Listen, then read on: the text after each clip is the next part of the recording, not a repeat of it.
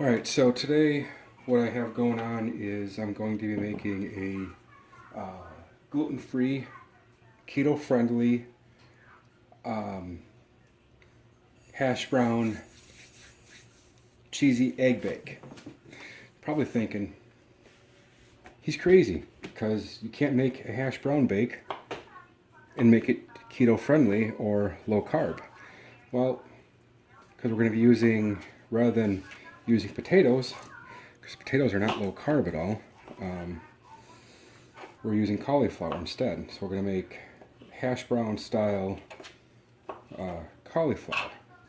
So what I got here is I've got like some ham steak, and we're going to be cutting this up, and you can use whatever amount of ham you want to use. You can use about 3 cups if you want, 3, 4, 15, whatever you want to use for the ham, and kind of cut it up into little bite-sized chunks. Something like what I'm doing right now. Kind of bite-sized in this way.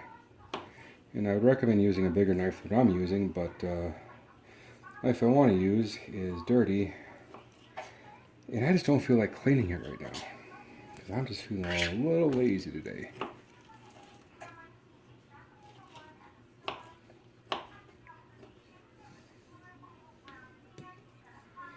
So, gonna get this stuff cut up real quick. Alright, so I've got my ham cut up right there. Do is take it, and I love these things because I can curve them. These cutting board makes everything much easier. Alright, so we're going to take the ham, put it into that bowl, put it to the side. Now what we're going to do is we're going to get the cauliflower out, and you can make this into the consistency of hash browns however you want to. I am going to go for the somewhat easy way, and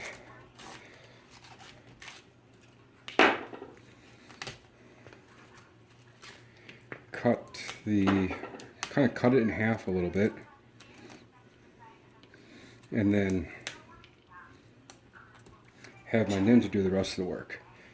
Now what's nice about this, take the whole thing out and throw this all in the garbage.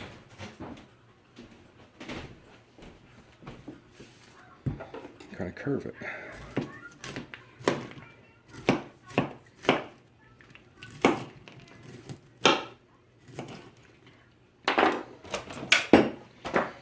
So I've got my ninja container right here.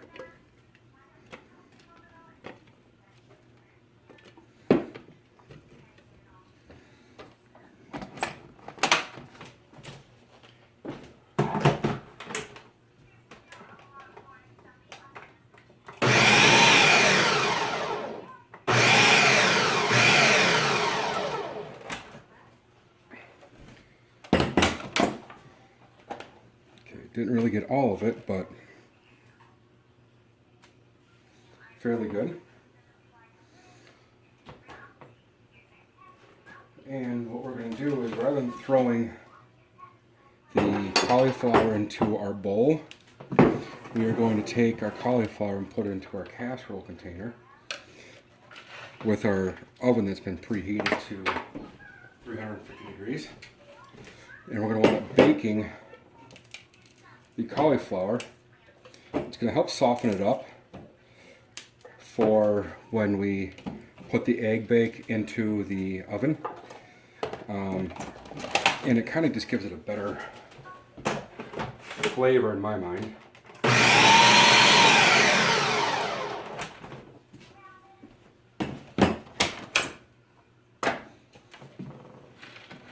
There's the rest of it. Some of these are fairly big chunks, but you know what? It's fine. You ain't gonna die if there are bigger chunks at all. So what we're gonna do now is I'm going to grab some olive oil.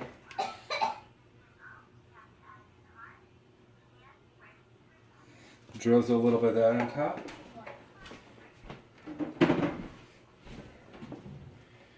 And then we are going to grab a rubber spatula, just kind of move it around to kind of coat the cauliflower with the olive oil. Take the rest of the stuff that didn't get in there. And this is our base for the hash brown replacement. We're going to bake this in the oven at 350 for about 10 minutes. So while we are waiting for the hash browns to cook,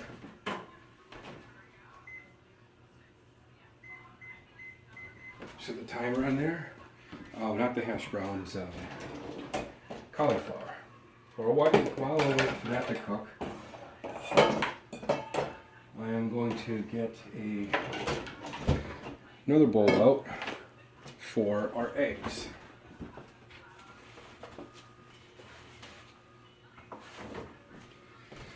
You can do the eggs however you want. If you want to do like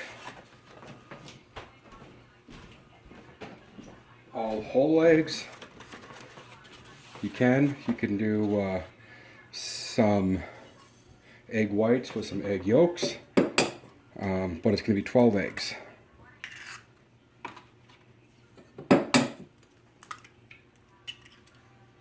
So like if you wanted to do if you're going to do egg whites with egg yolks, I would recommend doing, if you're going to do like egg whites, 2 egg whites for every egg yolk you take out. So if you were going to do half egg whites with half whole eggs, you'd wind up doing 18 eggs. So you do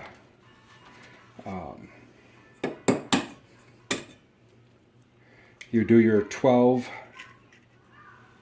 egg whites, and then you would add in 6 whole eggs that are obviously cracked and shelled like this, because you don't want to just put them without the shell, or with the shell in there, because that would just be nasty. If you have the access to, get farm fresh eggs. If you say that there's no farm around you that does farm fresh eggs, I would look, because just about every single city has them.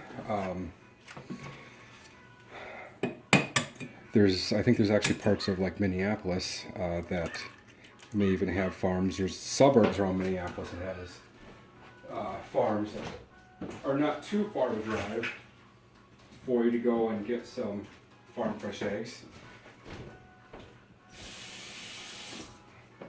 So why do I promote farm fresh eggs? Well, there's a few reasons why. For one, helps the farmer because it's direct from the farmer to you.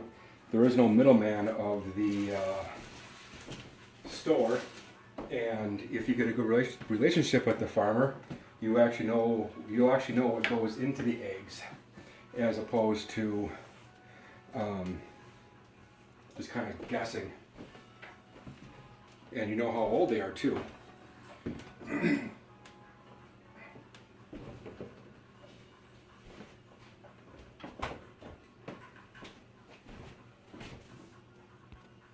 Okay, so that's my whole kick on farm fresh eggs.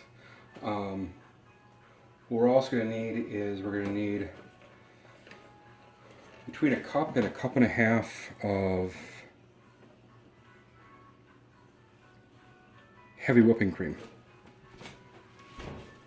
Now, if you don't want the extra calories and you're doing this for gluten-free only,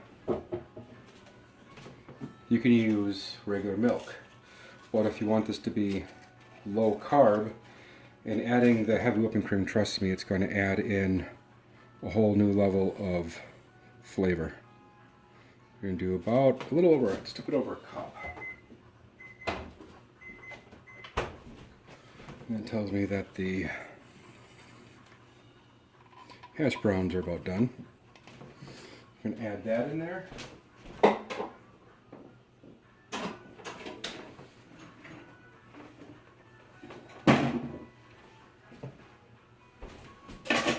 Okay.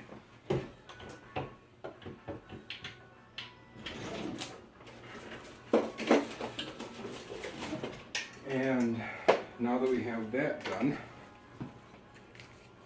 next thing that we got to do is we are going to blend this up. You can use like a handheld mixer, or you can use your immersion blender. Since my handheld mixer is dirty, I'm using my immersion blender instead.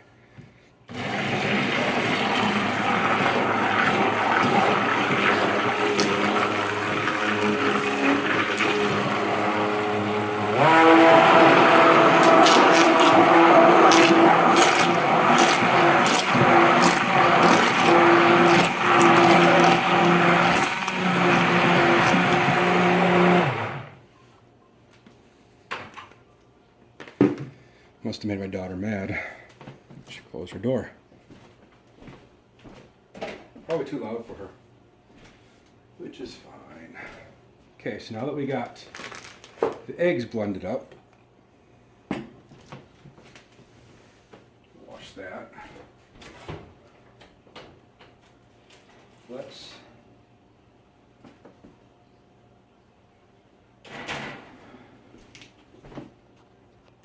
Okay, so that is done. So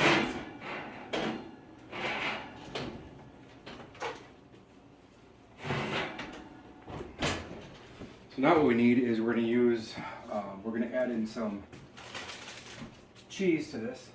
You're going to want to cool it down. You're going to want to let the fake hash browns cool down a little bit.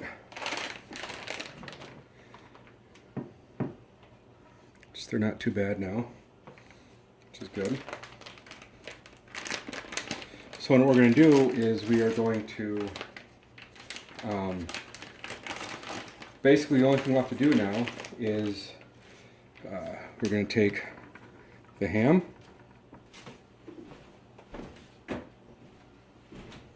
put it here, and mix it in. Yeah, I'm using my hands. It's fine, my hands are clean.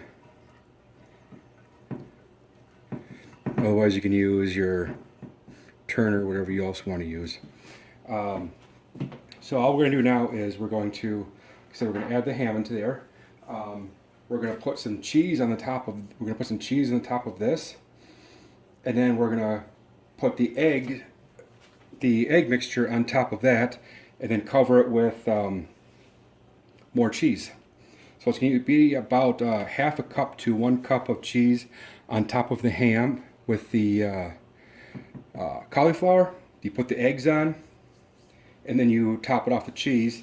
We're going to cover it with tin foil. We're going to bake it at 350 degrees for a little over an hour. Okay, so go. Kind of do like this. Get about a cup of cheese in there. If you want to, you can totally mix this up again,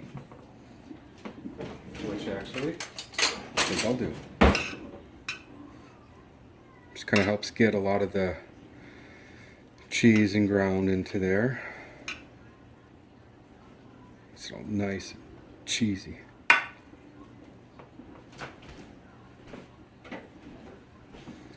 Okay.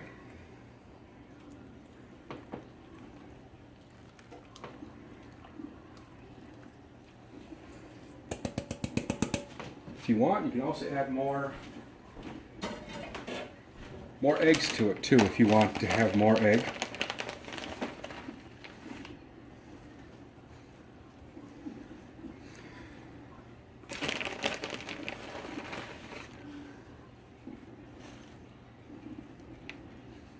There's no right or wrong way for how much ever eggs or whatnot you want to put in there. So now all we got to do is wait until the morning. So I'm pre-making this for tomorrow morning. Makes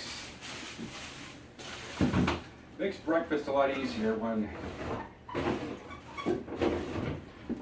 it's ready to go. So all I'm going to do is I'm just cover it with aluminum foil.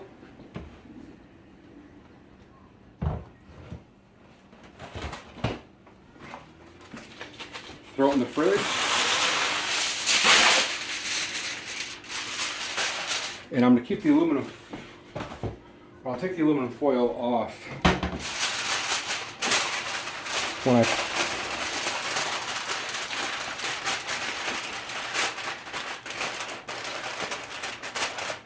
and if you use this regular 9x13 pan, you can also just cover it with, like if you use a Pyrex one I probably should have used, it would have fit totally fine because I have one.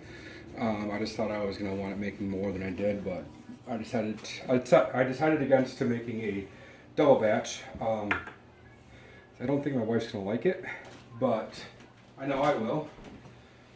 But being on the keto diet, I don't always eat breakfast anymore. Sometimes I don't eat breakfast, and sometimes I also skip lunch and just go out to dinner.